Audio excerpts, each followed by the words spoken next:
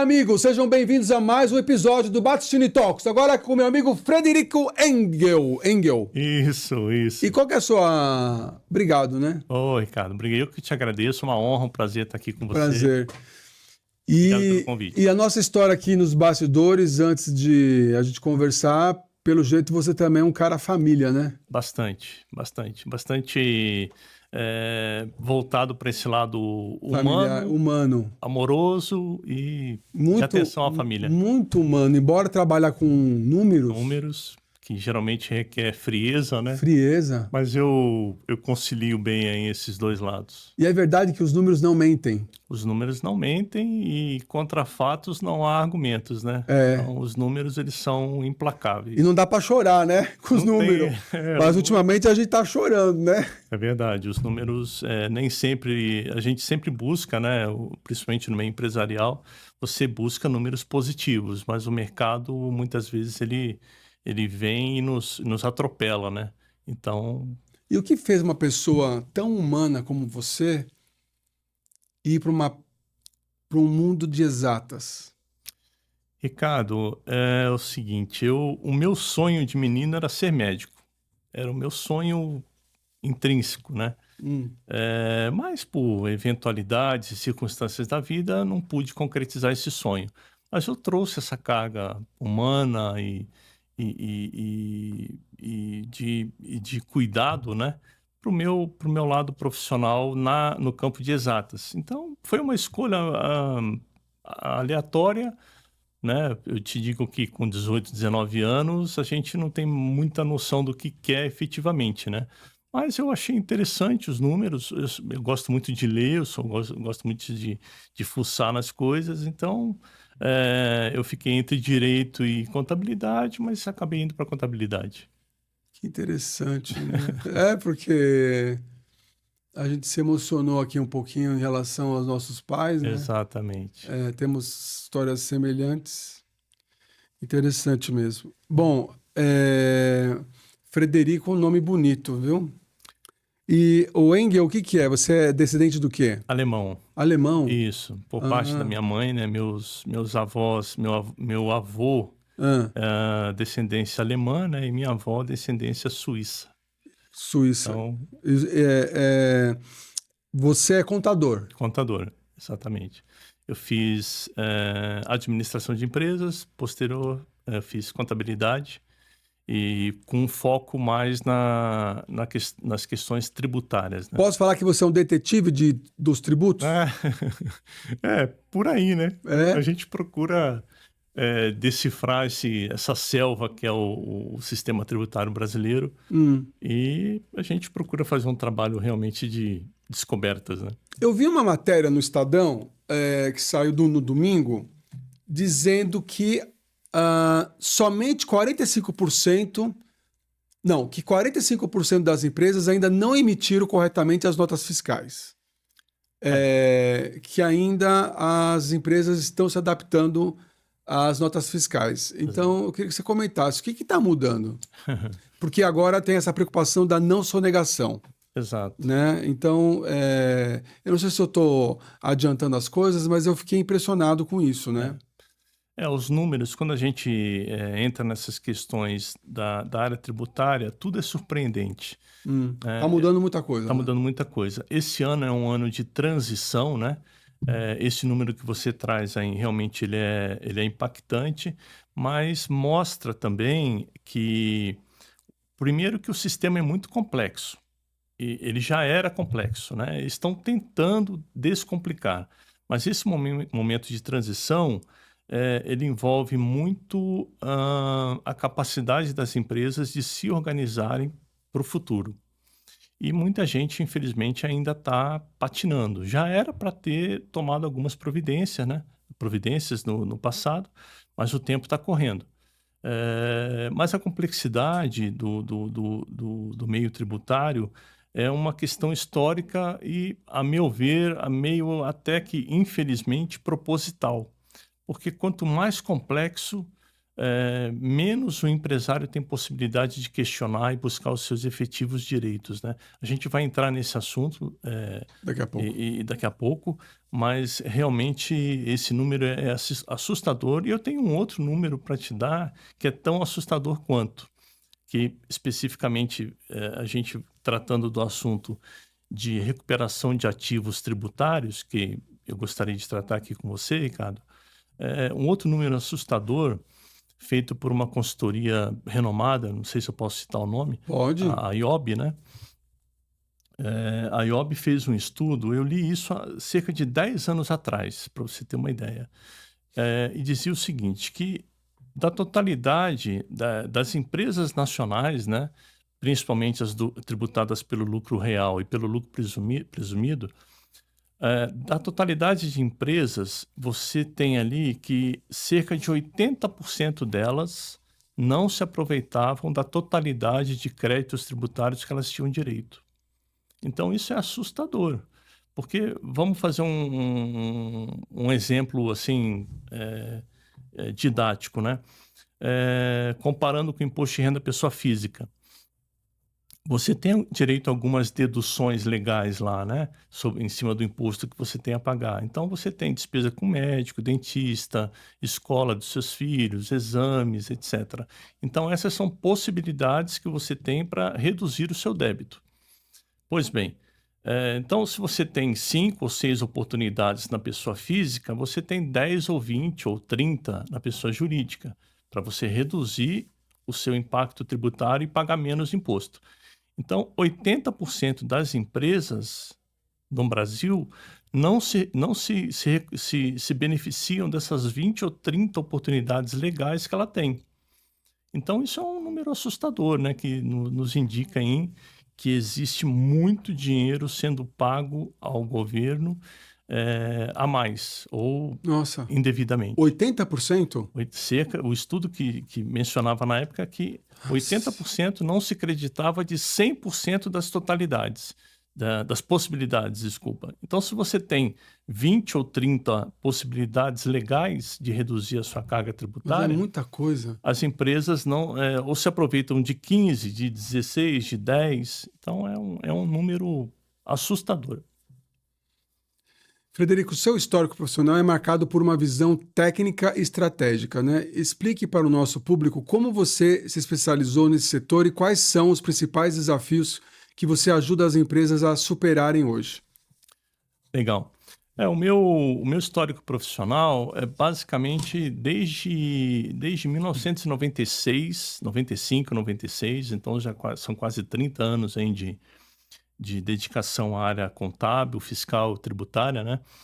E coincide com 3 grandes ondas, né, que eu costumo dizer, em relação aos trabalhos de recuperação de crédito tributário. Logo que eu me formei, eu fui trabalhar num escritório, Ricardo, que é um escritório jurídico, era um grande escritório jurídico de São Paulo na época, um dos 3 maiores, e para atuar na parte dos impostos, né, que eles faziam esse tipo de trabalho lá. Então, a minha carreira começou ali, depois eu fui para um outro escritório também bastante renomado, que exercia esse tipo de atividade, né, de consultoria, auditoria e trabalhos focados em auxiliar os empresários para otimizar a carga tributária dele. Uhum. E aí, em 2007, eu tive a oportunidade, junto com mais outros 2 amigos que também trabalhavam no mesmo escritório, nós 3 ocupando cargos de gerência, né? Nós decidimos empreender e montar o nosso escritório e começar a atender uma carteira de clientes aí que necessitava desse tipo de serviço, né? Porque eu costumo dizer uma coisa que, assim, eu acho que é bastante interessante para a gente analisar. O empresário, ele tem 2 preocupações muito fortes, né, no negócio dele, para otimizar o lucro, né, visando otimizar o lucro. Ou controlar os custos, ou ele ter um preço competitivo e um preço que consiga trazer lucratividade para ele. Mas existe uma terceira fonte que poucas pessoas se atentam a ela e ela é vital no meio empresarial, que é o planejamento tributário e a adequação tributária da sua empresa para que você pague de forma legal, né, absolutamente legal, mas você pague o menor imposto possível. Então, esse é o nosso desafio, é nisso que eu venho me dedicando aí nos últimos 30 anos e, graças a Deus, a gente tem obtido grandes resultados. Que legal. O que te levou a focar especificamente no mercado de recuperação, né? De ativos tributários? Esse mercado, Ricardo, é o seguinte, como eu havia comentado anteriormente, o sistema tributário brasileiro ele é extremamente complexo, né? Muitas regras, muitas normas, isso muda com uma frequência muito grande e você precisa ter um acompanhamento muito, muito focado nessas possibilidades e nessas mudanças, porque uma desatenção ou uma falta de preparo da equipe contábil e fiscal da empresa pode trazer prejuízos muito grandes, né? São números que eles se potencializam, né? E com o tempo eles vão se tornando gigantes. Então, o nosso propósito de atuar nessa área é porque a gente enxergou ali oportunidades bem substanciais em que você consegue visualizar, identificar, né? É o primeiro passo, identificar a possibilidade, mensurar ela e apresentar isso para o empresário de uma forma segura, de uma forma legal, como eu te disse, e promover todo o trâmite operacional que necessita para você trazer esse benefício de volta para o empresário. Que legal, né? Para muitos líderes, a recuperação tributária soa como algo complexo, né, e arriscado, né? Exato. O que na prática esse mercado, o que é, né, na prática, esse mercado e como funciona para uma empresa que acredita que está com tudo em dia?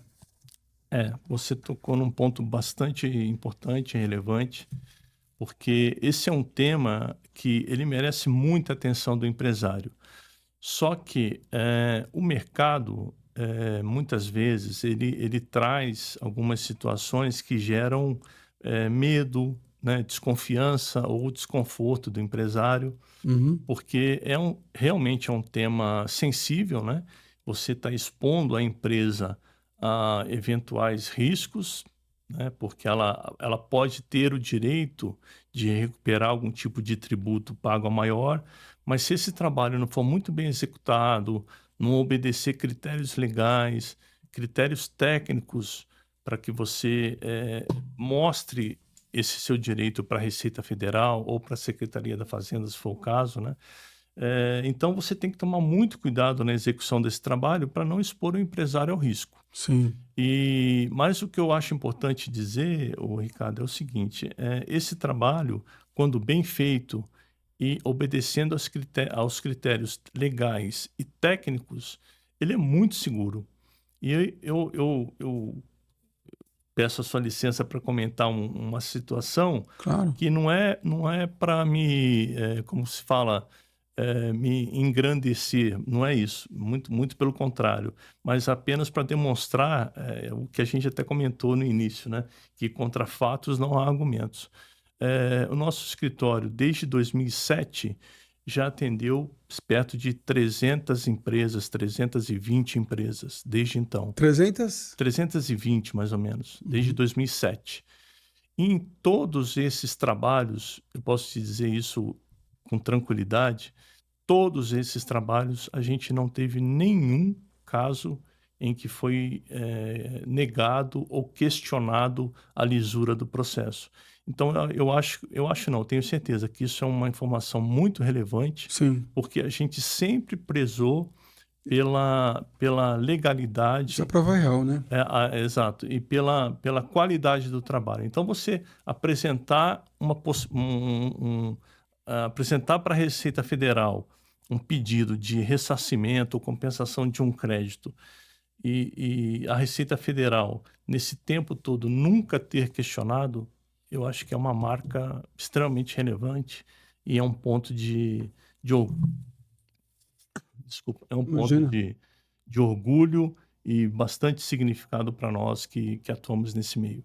Que é um meio, como você comentou, difícil e que você vê Vai virar algumas que coisas complicadas aí no mercado que, às vezes, trazem danos muito severos ao empresário. sim. Quais são os principais danos? Você sabe que eu nunca cheguei a pesquisar assim profundamente, que eu não tenho esse conhecimento, né? Tanto que eu estava muito preocupado em fazer esse podcast com você. Sim, Eu estava muito apreensivo, sim, sim. porque quais são os principais danos? Você pode me enumerar alguns? Posso te dizer alguns. Ricardo, infelizmente, esse é um mercado que lida com valores quase sempre muito expressivos, né? A gente está falando de empresas e a possibilidade legal é que você possa retroagir 5 anos, nos registros contábeis para verificar se nesses últimos 5 anos houve algum, crédito que passou despercebido. Então, se você puxa 5 anos para cá, dependendo do volume, do porte da empresa ou da atividade, a gente está falando de números muito grandes, né? E esses números, algumas vezes, eles podem ser administrados por empresas ou escritórios com eu diria assim, com uma intenção ruim, em que ele está, primeiro, vislumbrando somente o lucro dele, somente os honorários dele. E se preocupando com a segurança legal da operação em segundo plano, ou seja, é aí que você expõe o seu cliente ao risco. Porque a Receita Federal ela é muito eficiente em cobrar o imposto. Mas se você comprovar para ela, pelos meios legais e adotando os critérios que ela exige, para que você demonstre que efetivamente houve um erro ou um pagamento a maior, ela te paga. Paga, né? Ela é extremamente eficiente para cobrar e E para extremamente pagar. eficiente para pagar. Só que você tem que provar. Primeiro, tem que existir a legalidade. E segundo, você tem que saber demonstrar para ela que o que você está pleiteando existe. Então, os principais riscos que eu posso te dizer são os seguintes. Você demonstrar créditos que não existem ou estão em desacordo com o entendimento da Receita Federal, né? Segundo, você, por algum motivo, evidenciar algum tipo de crédito, esse crédito não ser validado por ela, ela vai negar aquele crédito e depois ela vai vir te cobrar acrescido de multa e juros. Então, os riscos principais são esses, de você não ter a capacidade técnica de mostrar para a Receita Federal que o empresário tem direito àquele tipo de crédito. O trabalho ele é muito seguro, eu posso te garantir isso, Sim. desde que ele seja bem feito, obedeça às normas legais e apresente para a Receita Federal da forma que ela precisa enxergar esse crédito. Frederico, por que o sistema de apuração de impostos no Brasil é considerado um dos mais complexos do mundo? É uma questão de excesso de normas ou de interpretação? É uma mistura das duas coisas, né? Porque o sistema brasileiro, ele, ele, ele vem de um histórico ruim, né? O Brasil é um continente e a legislação tributária, a gente tem mais de 5.000 municípios, 26 estados e o Distrito Federal, né? E uma complexidade imensa para você gerar sinergia entre tudo isso. Então, você tem a esfera federal, a esfera estadual e a esfera municipal. E nesse meio, nunca se preocupou em trazer soluções assim de facilidade, né, de interpretação ou de facilidade de análise. Então, eu até coloco uma certa culpa, né, nessa complexidade, eh, por os empresários não se aproveitarem tanto dos créditos como eles poderiam, porque realmente é um sistema feito para dificultar ao máximo o seu acesso aos seus direitos, né. Assim, é uma forma de você manter uma carga tributária, uma captação, né, de recursos tributários muito elevada, infelizmente em cima de erros e falhas que podem ser cometidos no dia a dia. Agora vamos falar um pouquinho do lado positivo, né, Sim. Frederico? Qual é o real impacto que uma recuperação de ativos bem feita traz para o fluxo de caixa? Já viu casos onde esse recurso foi o diferencial para uma empresa não quebrar ou para conseguir lançar um novo produto? Sim, sim. O diferencial aí, eu acho que é o seguinte, essa questão tributária, como eu havia comentado, ela é vital na estratégia de desempenho da empresa, lucratividade e, em alguns momentos, até nessa solução para um problema de caixa emergencial ou para uma dificuldade momentânea que o mercado oferece. Então, esse recurso, a gente já teve vários casos, eu poderia te citar aqui, pelo menos que eu lembre aqui de cabeça, uma meia dúzia de casos em que a gente atuou. Eu tenho um bastante emblemático, que é uma grande metalúrgica na região ali de Limeira, e a gente foi chamado para fazer um trabalho lá, finalzinho do ano ali, outubro, novembro, comecinho de novembro. Um empresário em grande dificuldade, cerca de 400 funcionários. A gente fez uma análise lá de uns 15 dias, 10 dias, 15 dias, e para nossa grata surpresa, ele tinha lá um benefício fiscal em que foi recuperado quase 6 milhões de reais.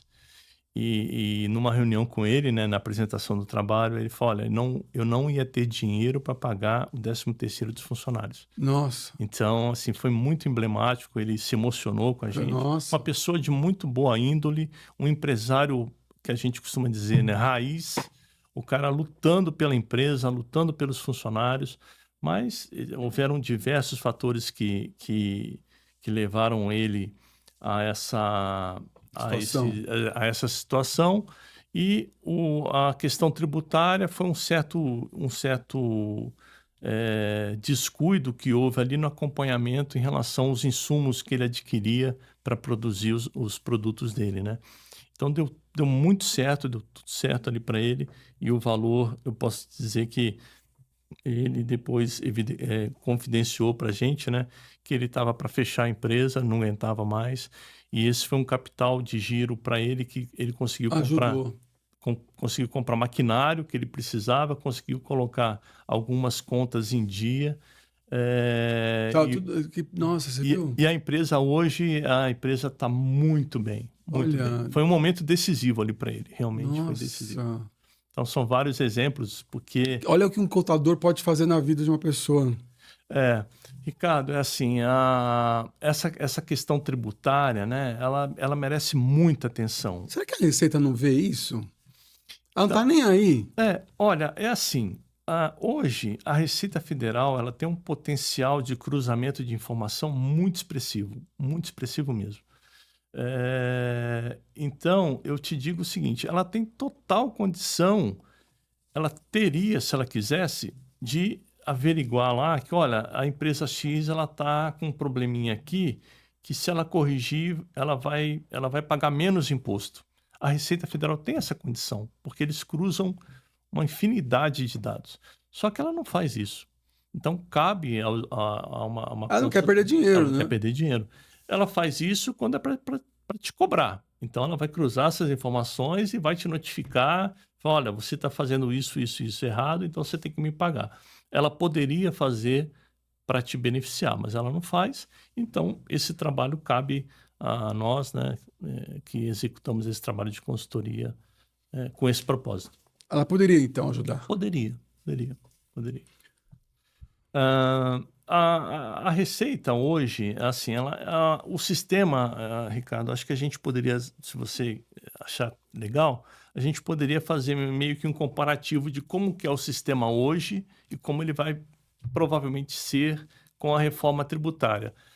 A intenção da reforma tributária, no meu modo de ver, ela até tem esse propósito de trazer um maior equilíbrio, né, evitar tantos problemas que geram essas perdas. Ela tem esse viés, ela tem esse mecanismo aí, por trás dela, né? Por quê? Porque o sistema hoje para você apurar impostos, principalmente o PIS, a COFINS, o IPI, o ICMS, esse sistema, ele é um sistema que vem de muito tempo, né? Como eu te disse lá das 3 ondas, que a primeira onda foi assim que eu entrei no mercado, que foi em 1996, com a edição da Lei Complementar 87/96, né? A chamada Lei Candir. Então, ali foi um primeiro passo nesse mercado de recuperação de crédito, porque ele trouxe a novidade do sistema de não cumulatividade para o ICMS. Eu vou tentar ser um pouco mais didático, né, porque o assunto requer esse lado técnico, mas eu vou tentar traduzir isso depois de uma outra maneira. Aí depois veio uma segunda onda, que foi em 2012, 2003, a não cumulatividade para o PIS e a COFINS. E por último, aí já é uma questão judicial que se desenrolou durante muito tempo, foi a questão da exclusão do ICMS da base de cálculo do PIS e da COFINS, que é a chamada tese do século, né? Que isso trouxe agitou muito o mercado aí tributário.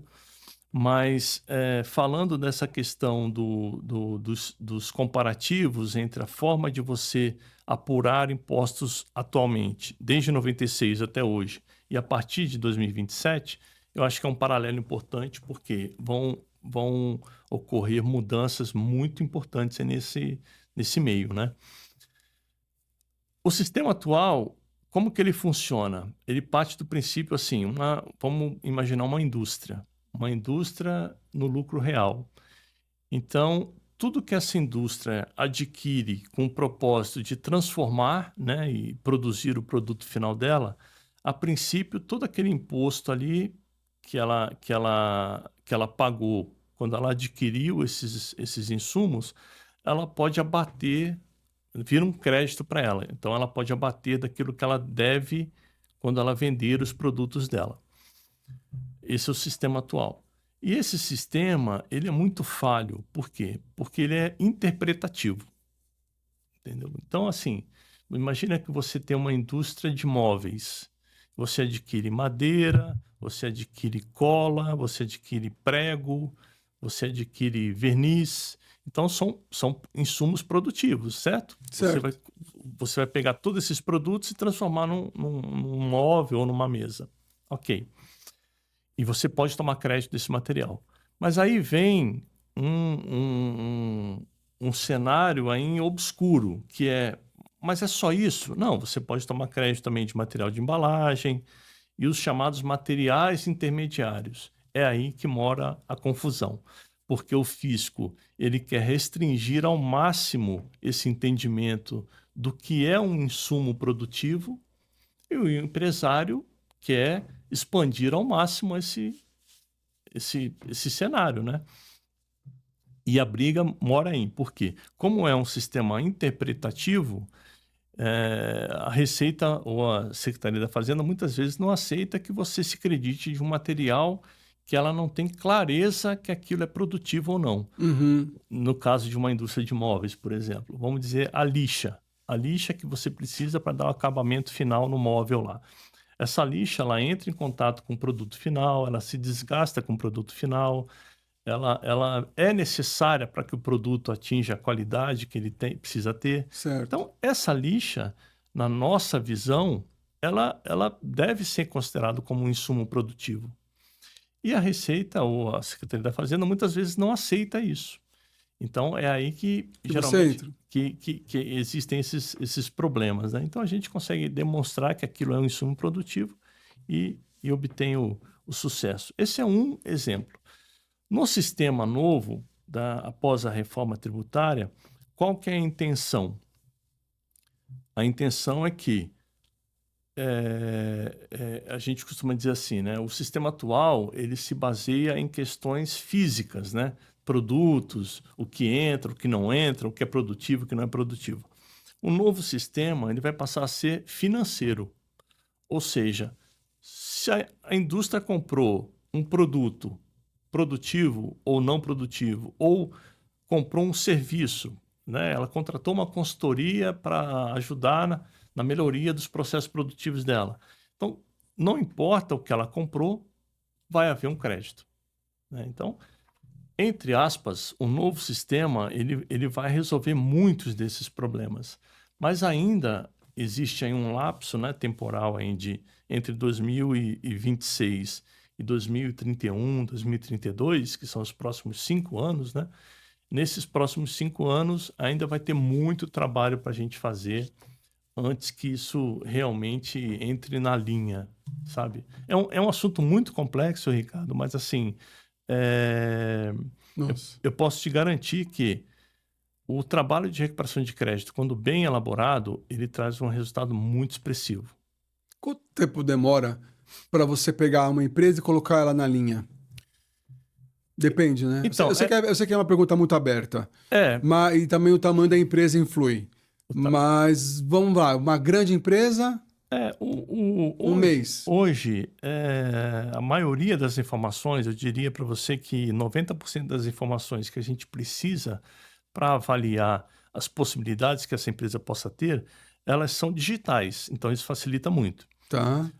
Questões do SPED, né, os arquivos SPED, etc. Eu diria para você que, em média, tanto de média quanto para grande empresa, a gente leva em torno aí de 7 a 10 dias para fazer uma É análise inicial. rápido. É rápido, é bem rápido. Ah, 7 a 10 dias para nossa, fazer uma análise é inicial rápido. e em torno de 20 a 25 dias para efetivamente operacionalizar um eventual crédito que essa empresa possa ter. Tá. Nem tudo que brilha é ouro. Quais são os riscos de uma recuperação feita sem critério e como o CEO pode se proteger de soluções milagrosas que trazem problemas com o fisco no futuro? Excelente ponto, excelente questionamento, porque nesse mercado, como eu disse, infelizmente existem pessoas muito criteriosas e que adotam posturas muito sérias e seguras, mas infelizmente também existe muito aventureiro ou milagreiro, hein, como você citou, né? E não existe milagre. Você não, duas coisas que não batem, né? Não existe milagre e não existe ilegalidade que traga benefício. Então, os CEOs, os administradores, né, eles precisam tomar alguns cuidados, né, que eu avalio como essenciais. Se eu tivesse do outro lado da mesa, eu avaliaria, Ricardo, resultado, né? Qual o histórico que você tem, empresário, que está me trazendo esse propósito? Qual o seu histórico? Ah, eu tenho um histórico de cada 10 trabalhos, 9 são recusados. Não, é um histórico legal, né? Ah, eu tenho questões judiciais porque ex-clientes me acionaram porque eu trouxe problemas para a empresa dele. Acho que é um ponto que o empresário tem que observar. E fundamental é que a consultoria ela traga de forma clara e inequívoca os fatos que ela encontrou. E isso tem que ser discutido com a equipe contábil da empresa, com a estrutura jurídica da empresa, porque é assim que você consegue transparecer para o cliente os fundamentos do seu trabalho. Eu só consigo dar efetividade para o meu trabalho quando eu consigo demonstrar para o empresário a origem, a legalidade e a segurança daquilo que foi executado na nossa consultoria. Certo. Quais são as principais implicações que você antevê para empresas brasileiras nos próximos 2 anos com essa transição, na sua opinião? Então, hoje, o que eu vejo de mais sensível é que as empresas elas precisam se atentar muito para a sua estrutura de cadastro de produtos, tanto de fornecedor, principalmente dos seus fornecedores, né? Ficar muito atenta àquilo que ela está adquirindo, de quem ela adquire, porque isso vai ser vital para que ela tenha benefícios tributários a partir de 2027 ou não. Por exemplo, se ela é uma empresa que adquire muitos produtos de empresas no Simples Nacional, os fornecedores dela, provavelmente ela vai ter uma perda bem significativa, né? Então ela tem que olhar com muita atenção para a carteira de fornecedores dela. Ela precisa avaliar se esses fornecedores estão também se adequando às normas, porque isso vai ser muito importante, viu, Ricardo? As empresas que não se adequarem às normas, as questões de como ela precisa emitir a nota fiscal, qual o formato, qual o layout, quais as codificações que ela vai precisar utilizar. Se a empresa não se atentar a isso, ela vai estar se expondo a risco. Por quê? Ela vai estar em desconformidade. Então, a partir do momento que o fornecedor dela não está nas conformidades que a Receita exige, que o layout da nota vai exigir, quando ela comprar desse fornecedor, provavelmente pode ser que ela tenha problema também, porque o cruzamento de informações vai ser instantâneo. Aquilo que você comprar de um fornecedor que não está obedecendo aos layouts, às normas, você provavelmente não vai conseguir ter crédito nessa aquisição e... Nossa, olha a confusão. Vai ser uma confusão. Nossa, rapaz. Então, o que hoje eu enxergo como um ponto de atenção muito expressivo é avaliar a regularidade dos seus fornecedores. Regularidade fiscal, legal. Se você tem um fornecedor em que ele tem um histórico de inadimplência, é um problema, porque o fisco ele vai olhar o seguinte: o seu fornecedor pagou imposto na etapa anterior? Não pagou. Você comprou dele, você não vai poder se creditar. Entendeu? Então, esse é um problema que vai ser muito, muito, muito sentido a partir do momento em que o sistema entrar em funcionamento. É um ponto de atenção nevrálgico. Difícil. E a partir de quando isso? Então, a gente está num momento de transição, né, esse ano aqui. A partir de janeiro de 2027, já, o PIS e a COFINS serão extintos e entra no lugar a CBS, né, a Contribuição sobre Bens e Serviços. Então, a partir de janeiro... E para quem é contribuinte, como chama o Simples? Então, o Simples, ele tá no meio ainda do negócio, né? O Simples, a partir saiu até uma regulamentação recente, na semana passada, se não me engano, em que a partir de junho desse ano, o Simples ele vai ter que fazer uma opção, né? Ou ele vai migrar para um sistema híbrido, em que ele continua com a tributação pelo Simples. Porque o Simples tem COFINS e tem INSS. Exato. Ainda. E o PIS, são vários tributos juntos numa cesta, né, que compõe ali o Simples. Então, o Simples ele vai ter que fazer uma opção, ou ele vai adotar o sistema híbrido, ou ele vai adotar um sistema que continuaria como está hoje, vamos dizer assim. Então, o ideal, até para a empresa que é do Simples e fornece para a indústria, e aqui é uma dica, né, que a gente até dá, a empresa que é Simples e fornece para uma indústria, e a indústria que compra de um Simples, o ideal é que essa empresa adote o sistema híbrido, porque aí a indústria vai poder se creditar da CBS, né, pelo valor integral. Todo mundo vai virar CBS. É uma divisão, né?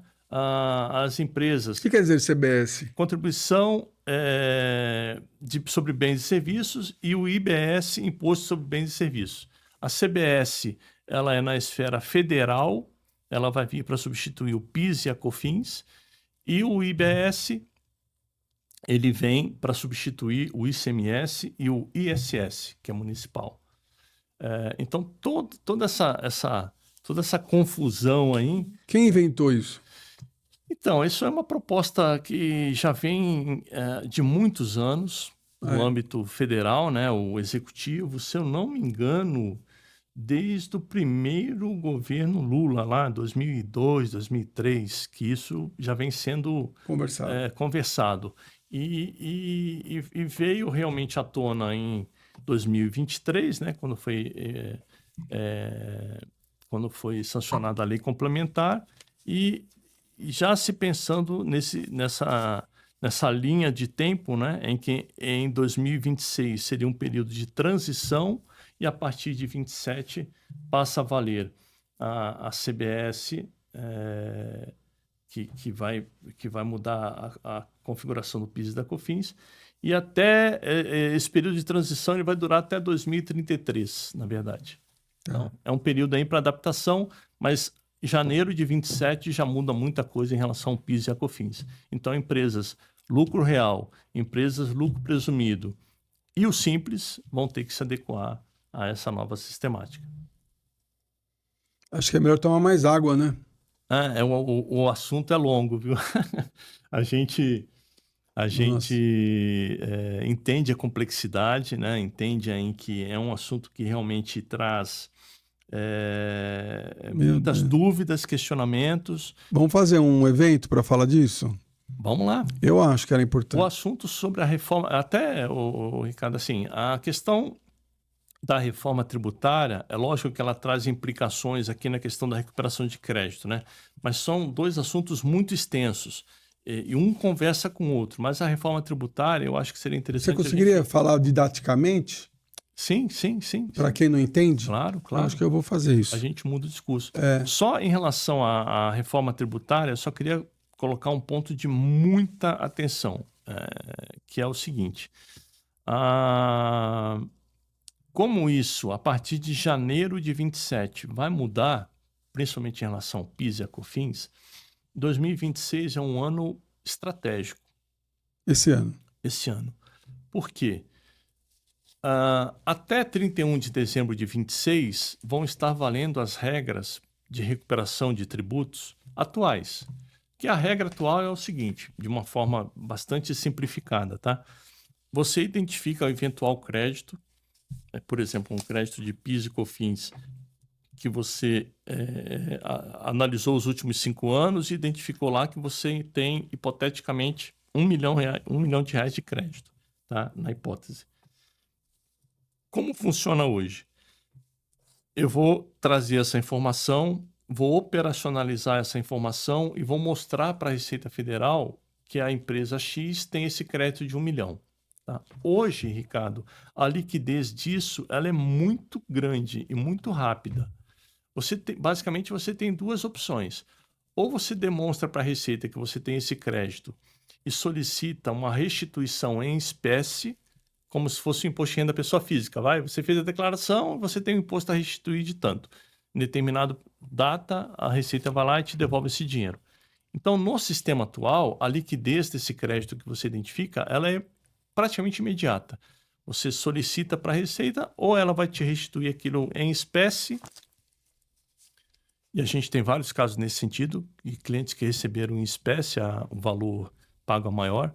Ou a empresa pode compensar aquele crédito que ela tem direito com os tributos que ela tem a pagar daqui para frente. Então, numa hipótese, que a empresa tem 1 milhão de crédito e nesse mês aqui ela tem 1,5 milhão de PIS e COFINS para pagar, ela vai abater 1 milhão do crédito e efetivamente pagar 500 mil, que é a diferença, certo? Certo. Ok. Como que vai funcionar? Provavelmente a partir de 27. Porque assim, a norma geral da reforma tributária, ela já está já está posta. A gente já conhece a estrutura principal da reforma, né? As leis, etc. Mas a Receita provavelmente vai editar um monte de normas, portarias e informativos aí posteriores para regular tudo isso. Então, o que se espera? Que a partir de 27, o seu acesso a esse crédito ele vai ser muito mais difícil.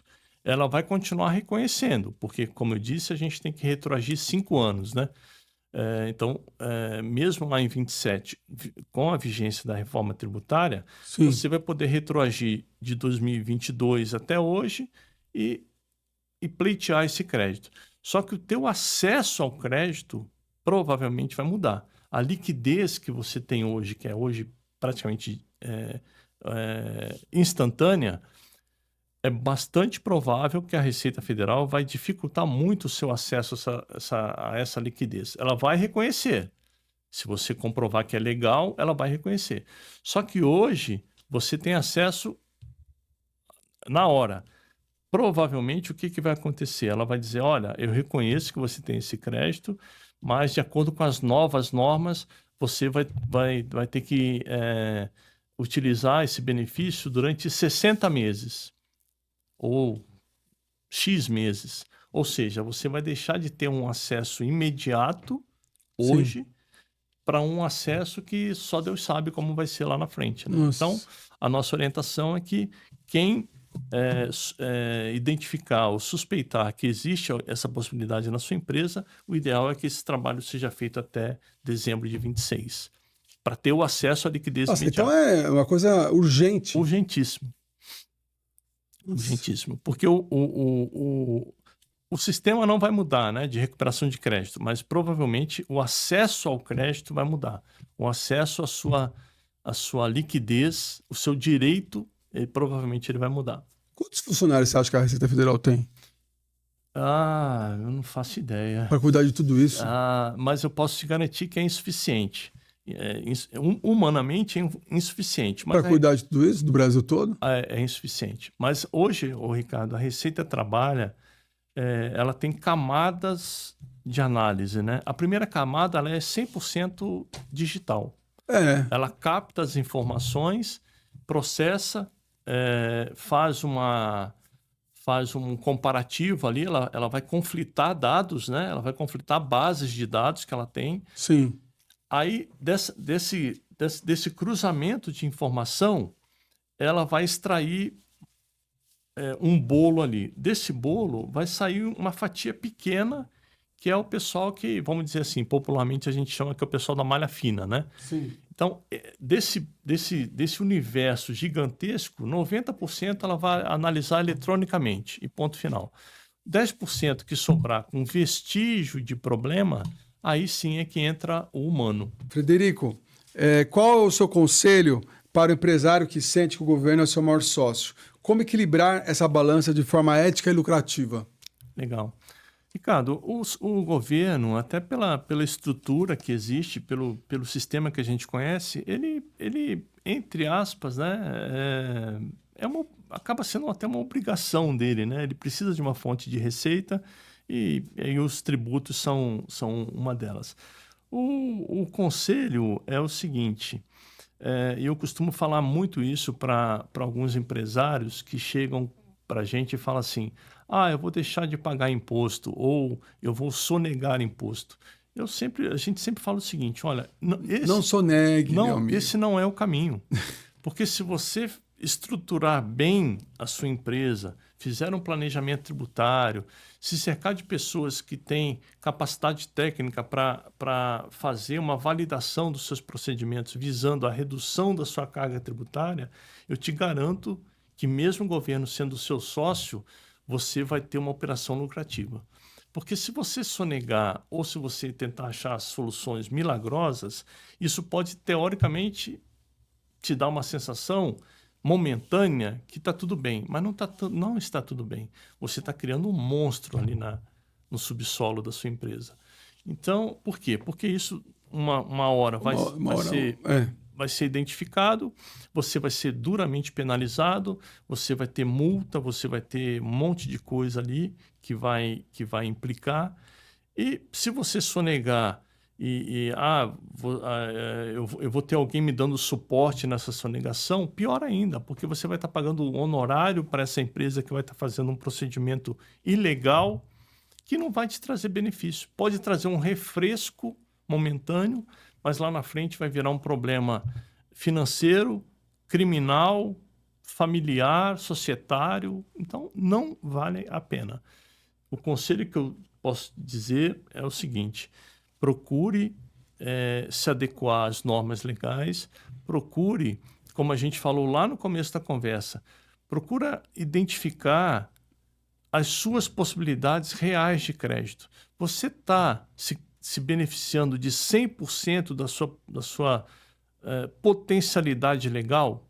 Esse é um ponto que que você vai ter uma eficiência econômica muito maior, uma economia tributária muito significativa e você vai estar operando de forma regular e legal. Então, sonegar não é o caminho. O caminho é se preparar, se estruturar, buscar apoio em consultorias, em profissionais que você tenha em confiança, né, e que esse profissional possa te trazer solução legal para que você tenha o governo como sócio, mas você pague para esse sócio o mínimo possível dentro da legalidade.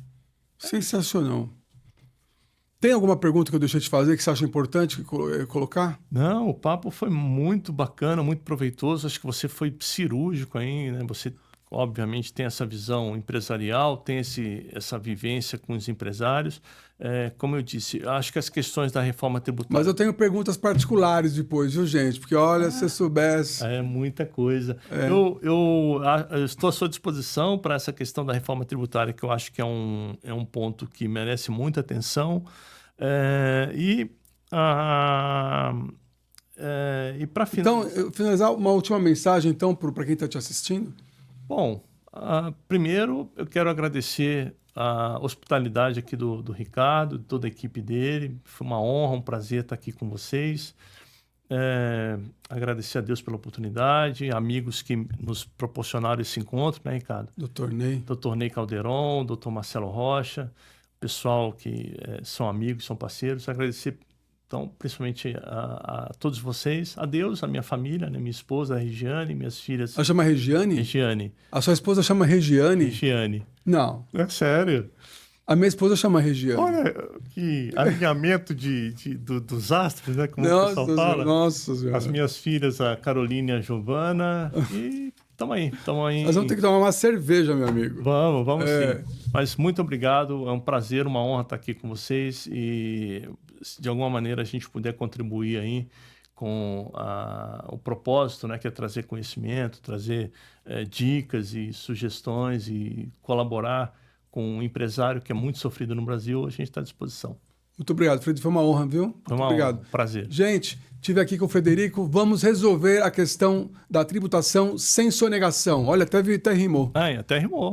Obrigado, gente. Até a próxima. Valeu. Obrigado. Muito bom.